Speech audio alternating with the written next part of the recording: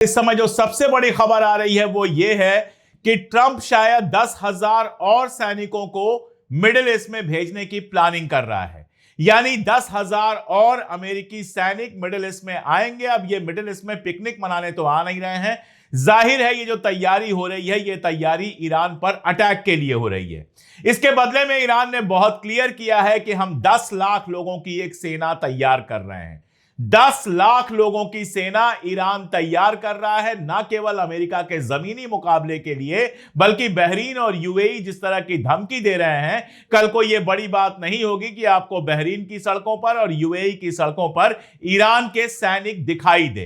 तो यह जंग या तो कुछ दिनों में खत्म हो जाएगी या वहां पहुंचेगी जिसका तसव्वुर बेंजामिन नेतन्याहू और डोनाल्ड ट्रंप ने भी नहीं किया होगा। खत्म हो जाने की बात मैं क्यों कर रहा हूं, वो पहले कर लूं, अच्छी बातें पहले कर लेनी चाहिए। जर्मनी के जो विदेश मंत्री हैं उनका एक बयान छपा है, अमेरिकी अखबारों में है और ये इजराइल के भी अखबारों में है। उनका कहना है कि मेरी जो मालूमात हैं उनके हिसाब से बातचीत अच्छी चल रही है और जल्दी ही पाकिस्तान में अमेरिका के और ईरान के लोग सीधे आमने सामने बात करेंगे। इसी के साथ स्टीव विटकॉफ का, हालांकि विटकॉफ जैसे आदमी पे मुझे तो बिल्कुल भरोसा नहीं है, जिसके बारे में ब्रिटेन के बड़े अधिकारी कह चुके हैं कि वो इजराइल का एजेंट है, एसेट है। लेकिन विटकॉफ का भी कहना है बातचीत चल रही है। इन सब के बीच आपने देखा कल ट्रंप का बयान आया कि 10 दिनों के लिए टाल दिया गया है ईरान के पावर सेक्टर पर हमला, क्योंकि बातचीत अच्छी चल रही है। उसने कहा ईरान ने हमसे इजाजत मांगी, ईरान ने हमसे बहुत रिक्वेस्ट किया। अब ईरान रिक्वेस्ट क्या कर रहा है वो तो साफ दिखाई दे रहा है। रोज उसकी रिक्वेस्ट मिसाइलों पर बैठकर जा रही है और तेल अवीव के अंदर हाहाकार मचा रही है, तबाही मचा रही है। लेकिन ठीक है, ट्रंप क्या बोलेगा, ये तो नहीं बोल सकता कि मैंने ईरान से रिक्वेस्ट किया था। तो कुल मिलाजुलाकर एक तरफ लग रहा है बातचीत हो रही है।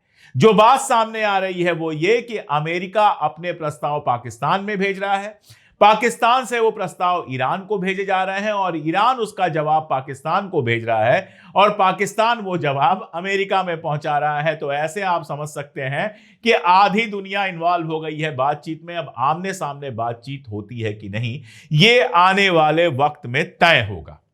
जहां तक लड़ाई का सवाल है, लड़ाई आगे कहां तक जा सकती है उसके बारे में कुछ भी कहना मुश्किल है। आगे बढ़ने से पहले एक बात, आप जानते हैं कि हमने स्टैंड विद ईरान की टी शर्ट लॉन्च की थी और इस टी शर्ट से जो भी हमारी आमदनी हुई, कल हम पहुंचे ईरान के कल्चरल हाउस, उस आमदनी से हमने दवाइयां खरीदी थी ईरान के लोगों के लिए, वो हमने कल्चरल हाउस में गिफ्ट की। हम अपनी तरफ से जो कुछ कर सकते हैं ईरान की महान जनता के लिए वो लगातार करते रहेंगे, लेकिन ये सब मुमकिन होता है सिर्फ और सिर्फ आप लोगों के सहयोग से। तो ये जो डब्बा दवाइयों का हमने दिया है, हाथ जरूर हमारे थे लेकिन दिल, दिमाग और रूह आप सबकी भी थी। गंभीर बातों पर चले उसके पहले एक छोटी सी बात ये कि ईरान ने जितने मजे लिए हैं इस बार, हमेशा ये होता था कि ईरान नाम सुनते ही लोगों के दिमाग में क्या आता था कि मुल्ला मौलानाओं की फौज है वहां पर, पढ़ाई लिखाई जीरो है, औरतें घर के अंदर रहती हैं, इस तरह की इमेज बनाई गई थी। आज दुनिया को पता है कि दुनिया में जिन मुल्कों का आईक्यू सबसे ज्यादा है उनमें ईरान शामिल है। ईरान की लड़कियां, ईरान की औरतें मिसाइलें बना रही हैं, कॉलेजों में पढ़ा रही हैं, यूनिवर्सिटीज में पढ़ा रही हैं और वहां ऐसी टेक्निक डेवलप हुई है पिछले 20-25 सालों में, जब सैंक्शन लगा हुआ था, कि जो नई नई मिसाइलें चल रही हैं उनका जवाब ना अमेरिका के पास है ना इजराइल के पास है। और इसके साथ साथ सोशल मीडिया पर भी इस बार ईरान ने बहुत कायदे से काम किया है, जिसकी वजह से सारी दुनिया में ईरान के पक्ष में परसेप्शन बना है। आज सुबह एक वीडियो ट्विटर पर वायरल था, वो मैं आपको दिखा देता हूं। इसमें एक सैनिक का वीडियो है और ये एआई नहीं है, ये ओरिजिनल वीडियो है। एआई तो मैं नहीं दिखा सकता यूट्यूब की पॉलिसी की वजह से, लेकिन ये जो ओरिजिनल वीडियो है उसमें वो आराम से अपना वीडियो, सेल्फी स्टिक से अपना वीडियो बना रहा है, अनार का जूस पी रहा है और पीछे उसके बैकग्राउंड में मिसाइल जा रही है, वो मुस्कुरा रहा है। और लोग सवाल पूछ रहे हैं कि ट्रंप और इजराइल कह रहे हैं कि ईरान की सेना तो खत्म हो गई, फिर ईरान का सैनिक इतने मजे मजे से मिसाइल चला के अपने देश में कैसे घूम रहा है। बहुत सीधी सी बात है कि इस तरह का जितना परसेप्शन बनाने की कोशिश की गई थी वो सब तबाह हुआ है। अब अमेरिका का अखबार कह रहा है कि जितनी बेसेस बनाई थी अमेरिका ने वो सारी की सारी तबाह बर्बाद हो चुकी हैं, जमींदोज हो चुकी हैं। जितने रडार लगाए थे वो सारे के सारे खत्म हो चुके हैं। बहरीन में जो 5वीं फ्लीट लगाई थी उसका बुरा हाल है और सैनिक भाग भाग कर होटलों में छिप रहे हैं। और आज ईरान ने सीधी चेतावनी दी है, कल अरागची साहब ने लिखा था, लेकिन आज सीधी चेतावनी ईरान ने दी है कि जिन होटलों में अमेरिका के सैनिक ठहरे हुए हैं हमें उनकी खबर है और उनको सीधा निशाना बनाया जाएगा। यह बात ईरान सीधा कह रहा है। भाई जाहिर है यूरोप में जब होटल में आप जाते हैं तो बाकायदा आपकी सिक्योरिटी होती है कि आप ठहरने लायक हैं कि नहीं हैं। तो मिडिल ईस्ट में भी होटलों को सिक्योरिटी करनी चाहिए कि हमारे होटलों में ठहरने वाले कहीं बेसिस से भागे हुए अमेरिका के सैनिक तो नहीं हैं, और अगर अमेरिका के सैनिक हैं तो उनको अलाउ नहीं करना चाहिए। अलाउ करेंगे तो ईरान उन पर हमला करेगा, ये ईरान ने कहा है। एक दूसरी खबर जो राइटर्स में छपी है और बेहद इंपॉर्टेंट है, उसको भी समझना चाहिए। राइटर्स का यह कहना है कि जब तक खामनेई साहब रहे तब तक उन्होंने एटम बम नहीं बनाने दिया। अब कल यह खुलासा हुआ था कि ईरान के पास जो 60% से ज्यादा एनरिच्ड यूरेनियम है वो इतना है कि 10-15 एटॉमिक बम वो कभी भी बना सकता है। राइटर्स ये कह रहा है कि अब IRGC के जो लोग लीडरशिप में हैं उनका कहना है कि हमको एटॉमिक बम बना लेना चाहिए। ऐसे बम को डर्टी बम कहते हैं, जो पूरे नियम कानून के हिसाब से नहीं बनता है तो वो बम बना लेना चाहिए। और यकीन जानिए मुझे भी ऐसा लगता है कि अगर ये लोग प्रेशर ज्यादा बढ़ाएंगे तो कोई बड़ी बात नहीं है कि ईरान में वो लोग कामयाब हो जाएं जो शुरू से चाहते हैं कि ईरान के पास एटम बम हो। और आज अगर ईरान के पास एटम बम होता तो ये हिम्मत, ये हिमाकत ना अमेरिका कर पाता ना इजराइल कर पाता। और आज ईरान में ऐसे लोग जब कह रहे होंगे तो उनकी बात सुनी जा रही होगी, ये पक्के तौर की बात जानिए। तो मैं ये नहीं कह रहा कि राइटर्स जो खबर छाप रहा है वो पूरी तरह से सही है। मैं जानता हूं राइटर्स हो, वाशिंगटन पोस्ट हो, WSJ हो, वॉल स्ट्रीट जर्नल हो, न्यूयॉर्क टाइम्स हो, मैं इनकी खबरों को पिंच ऑफ सॉल्ट के साथ लेता हूं, पूरी तरह से सही नहीं मानता हूं। लेकिन यह संभावना हो सकती है कि ईरान के अंदर यह बहस तेज हो गई हो कि एटॉमिक बम अब हमको जल्दी से जल्दी बना लेना चाहिए, खासतौर पे तब जब ट्रंप लगातार एक्स्ट्रा सैनिक वहां पर बुला रहा है और ईरान के अंदर घुसने की प्लानिंग हो रही है। अब आप एक और खबर देखिए, राइटर्स एक्सक्लूसिव करके खबर छापता है कि चाइना जो है वो अपनी चिप टेक्नोलॉजी ईरान को दे रहा है। ऐसे ही कभी खबर आती है कि रशिया अपने ड्रोन ईरान को दे रहा है। खबर तो यह भी देखनी चाहिए कि एक जमाने में, अभी ज्यादा दिन नहीं हुए, जब ईरान ने रशिया को ड्रोन अवेलेबल कराए थे तो जो दोस्त मुल्क होते हैं वो एक दूसरे को टेक्नोलॉजी और हथियार और बाकी सारी चीजें अवेलेबल कराते हैं। लेकिन ऐसे दिखाया जा रहा है जैसे चाइना ने कोई बहुत बड़ा गुनाह कर दिया हो ईरान को चिप देकर, या फिर ऐसे दिखाया जा रहा है कि ईरान के पास तो अपना कुछ है ही नहीं, जो मिला है चाइना से मिला है या रशिया से मिला है। अब मुझे कुछ बात कर लेने दीजिए। इजराइल के पास क्या है? इजराइल को जो हथियार मिले हैं वो कहां से मिले हैं? इजराइल जो बंकर बम लेकर जाता है और नसरुल्लाह साहब को शहीद कर देता है, वो बंकर बम कहां से आया था? इजराइल जिन बमों से गजा में बच्चों औरतों को मारता है वो बम कहां से आए थे? इजराइल का आयरन डोम जिसके ऊपर वो इतराता है वो कहां से आया था? जो थार्ड और पैट्रियट मिसाइल इजराइल में लगी हुई हैं, जो ईरानी मिसाइलों का मुकाबला करती हैं, इंटरसेप्ट करती हैं, वो कहां से आया था? सब कुछ तो अमेरिका से आया था। पैसा अमेरिका से आता है, हथियार अमेरिका से आता है, जर्मनी से हथियार आता है, ब्रिटेन से हथियार आता है, यहां तक कि इंटेलिजेंस में भी ये सारे के सारे मदद करते हैं। तो इजराइल को जब पूरा पश्चिम, अमेरिका, कनाडा सब मिलकर मदद करते हैं, टेक्नोलॉजी देते हैं, पैसा देते हैं, हथियार देते हैं, तो इसमें किसी को कोई आश्चर्य नहीं होता। लेकिन अगर ईरान की कोई मदद कर रहा है तो उसको ऐसा बड़ा शगुफा बनाया जाता है जैसे कोई बहुत बड़ी खबर हो। अगर आपके लिए इजराइल का वहां होना बहुत जरूरी है ताकि तेल की लूट आप चला सकें, ताकि मिडिल ईस्टर्न कंट्रीज में आप सिविल वॉर करा सकें, ताकि आप कहीं भी तबाही करवा सकें, तो रशिया और चाइना के लिए भी जरूरी है ईरान का होना, ताकि दुनिया में एक बैलेंस बना रहे। तो अगर रशिया और चाइना ईरान की मदद कर रहे हैं और दोनों कह चुके हैं कि ईरान हमारा दोस्त है, तो इसमें इतना आश्चर्य करने की जरूरत क्या है? इसमें इतना ज्यादा शगुफा फैलाने की जरूरत क्या है? इसी को मैं कहता हूं कि इंटरनेशनल गोदी मीडिया हमेशा खबरों को ऐसे पेश करता है जिससे लगता है कि जो अमेरिका के साथ है वो तो सही है, लेकिन जो अमेरिका के साथ नहीं है वो गलत है। इसीलिए मैं बार बार कहता हूं कि अमेरिका वगैरह के अखबारों को बहुत गौर से पढ़ना चाहिए। लेकिन इन अखबारों में भी और इजराइल के अखबारों में भी एक खबर अब छपने लगी है। कल आपको पता है सुबह के वीडियो में बहुत डिटेल मैंने बताया था कि वहां के जनरल जो हैं उन्होंने मीटिंग में यह बात कह दी कि इजराइल के सैनिक बुरी तरह से थक गए हैं, रिजर्व में जो सैनिक होते हैं वो लड़ने को तैयार नहीं है, वगैरह वगैरह वगैरह।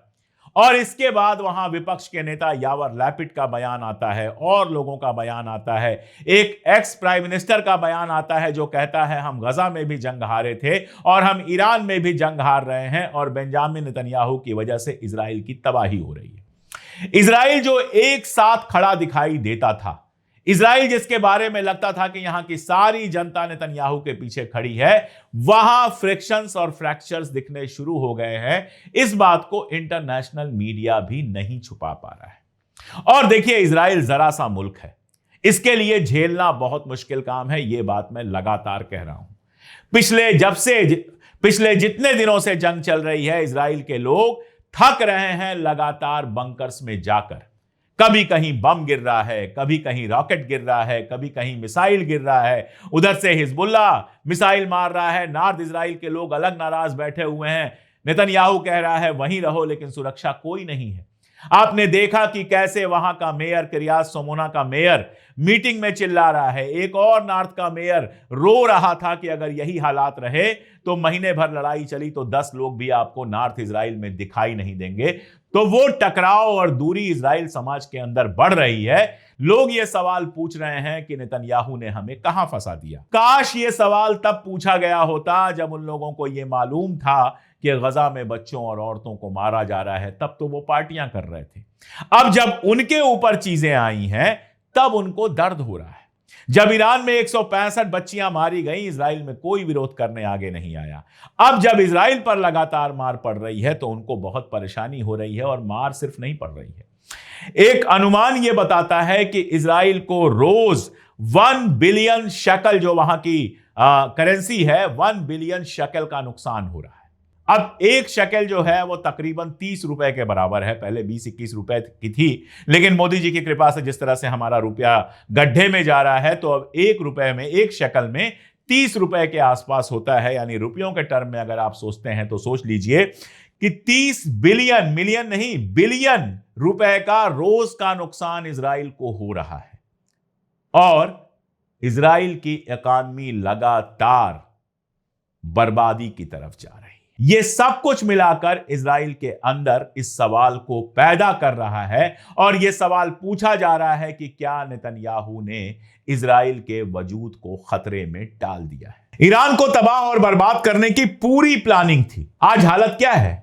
आज हालत यह है कि यूक्रेन का राष्ट्रपति मिडिल ईस्ट में शान से जा रहा है, सऊदी अरबिया के एमबीएस के साथ मीटिंग कर रहा है। मीटिंग क्यों हो रही है उस बात को आप समझिए। मीटिंग इसलिए हो रही है कि अमेरिका ने यह कहा है कि जो हथियार और पैसे यूक्रेन को दिए जाने थे वो अब हम मिडिल ईस्ट में शिफ्ट कर रहे हैं। जो पैसे यूरोप ने इकट्ठा करके दिए थे अमेरिका को कि हथियार और बाकी सारी चीजें पहुंचाई जाएं यूक्रेन में, वो पैसे अब कह रहा है अमेरिका कि हम मिडिल ईस्ट में इस्तेमाल करेंगे। आप सोचिए पैसों की क्या हालत है इनकी, कैसे इनकी इकॉनमी बर्बाद हो रही है ईरान के चक्कर में।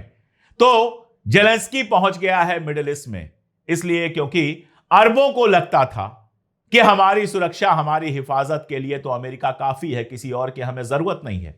लेकिन साबित यह हुआ कि अमेरिका सिर्फ और सिर्फ इजराइल को बचाने की कोशिश कर रहा है, और उसको भी नहीं बचा पा रहा है। मिडिल ईस्ट के बाकी मुल्कों को क्यों बचाएगा? तो जेलेंस्की से कहा जा रहा है कि एंटी ड्रोन टेक्नोलॉजी हमको दो। जेलेंस्की बड़े शान से पहुंचता है और कहता है कि हम आपको एंटी ड्रोन टेक्नोलॉजी देंगे, लेकिन मुफ्त में इस दुनिया में कुछ नहीं मिलता। अगर वो एंटी ड्रोन टेक्नोलॉजी देगा तो बदले में रशिया के खिलाफ जंग की फंडिंग करनी पड़ेगी सऊदी अरबिया और मिडिल ईस्ट के मुल्कों को। तो इनके पैसे जो अमेरिका की तरफ जा रहे थे, अब वो पैसे जाएंगे यूक्रेन की तरफ। और जैसे ही यूक्रेन के साथ ये खड़े हुए, रशिया और चाइना को इन्होंने अपना दुश्मन बना लिया। और उधर अमेरिका के पास पैसे नहीं पहुंचेंगे, वो यूक्रेन जाएंगे, तो अमेरिका भी इनको लाइन पर लेगा। सऊदी अरबिया की यह हालत है कि नियान जो उनकी परियोजना है उससे लगातार पैसे निकाले जा रहे हैं। वो ऐसा लगता है पूरी ही नहीं होगी। सिंगापुर का एक प्रोजेक्ट था, उसको बंद करा दिया गया, जबकि 30% पूरा हुआ था। तो जिस ईरान को केक वॉक समझा गया था, इनको लगा था कि ईरानी कहवा है, आराम से हाथ में लेंगे और पी जाएंगे, 4 दिन में जंग जीत जाएंगे, 48 घंटे में जंग जीत जाएंगे और वहां झंडा फहराकर वहां के तेल पर कब्जा करके मालामाल हो जाएंगे। उस ईरान ने यह हाल किया है कि अभी महीना पूरा नहीं हुआ, इजराइल की हालत खराब है, माली हालत खराब है, आर्मी लड़ने से मना कर रही है, अमेरिका की माली हालत खराब हो रही है, बाजार डूब रहे हैं, और मिडिल ईस्टर्न जो कंट्रीज हैं, सऊदी अरबिया वगैरह, वो यूक्रेन से इल्तजा कर रही हैं कि हमें बचाने के लिए एंटी ड्रोन टेक्नोलॉजी दो। बड़ी उम्मीद थी इनको कि कुर्दिश लोग हमला कर देंगे, ये हो जाएगा, वो हो जाएगा। अभी हाल में खबर आई है कि रूबियो के कुर्दिश से फिर बात हुई है, लेकिन कुर्दिश सेना फिलहाल कोई हस्तक्षेप करते हुए नहीं दिख रही, और टर्की जिसका सहारा था वो भी ईरान के खिलाफ खड़ा होता हुआ नहीं दिख रहा। ले दे के रह गया अजरबैजान, जिसने 12 रोजा जंग में मदद की थी, अपना इलाका दिया था ईरान के ऊपर अटैक करने की। अगर अजरबैजान इस बार भी बदमाशी करेगा तो जाहिर तौर पर ईरान खामोश नहीं रहेगा, वहां से भी हमले होंगे और रशिया से भी हमले हो सकते हैं। तो हकीकत यह है कि ट्रंप और नेतन्याहू अब इस जंग में इतनी बुरी तरह से फंस गए हैं कि निकलना भी आसान काम नहीं है। अगर आर्मी आती है, ईरान की जमीन पर कदम रखती है, तो वो लड़ाई होगी जो ट्रंप अपनी सारी जिंदगी याद रखेंगे, और सिर्फ ट्रंप नहीं, ट्रंप के अगल बगल जो गधे बैठे हैं वो भी जिंदगी भर याद रखेंगे। किसी एक इलाके पर कुछ दिनों के लिए कब्जा हो जाना एक बात है, लेकिन सेना का गाजर मूली की तरह कटना और लगातार कटते चला जाना दूसरी बात है। ईरान के टेरेन में क्या हाल होगा अमेरिका के सैनिकों का, यह अफगानिस्तान जैसे एग्जाम्पल से हम अच्छी तरह से जानते हैं। इसलिए बेहतर तो यही होगा कि बातचीत करके मामला सुलझे। बेहतर यही होगा ईरान की शर्तें मानी जाएं और जंग को खत्म किया जाए। और बदतर वो होगा जिसकी बात बाकी लोग कर रहे हैं, बदतर होगा कि इस जंग को लगातार खींचा जाए। न केवल अमेरिका इजराइल बर्बाद होंगे, बल्कि सारी दुनिया में तबाही और बर्बादी आएगी। ईरान ने यह दिखा दिया कि आपने जो समझा था उससे बहुत बहुत ज्यादा मजबूत है ईरान। फिलहाल ये हालात हैं। आगे जैसे जैसे जो डेवलपमेंट होंगे मैं लगातार अपडेट करता रहूंगा। जुड़े रहिए हमारे साथ, देखते रहिए हमारे वीडियोस और हमारे वीडियोस को दूर तक पहुंचाइए।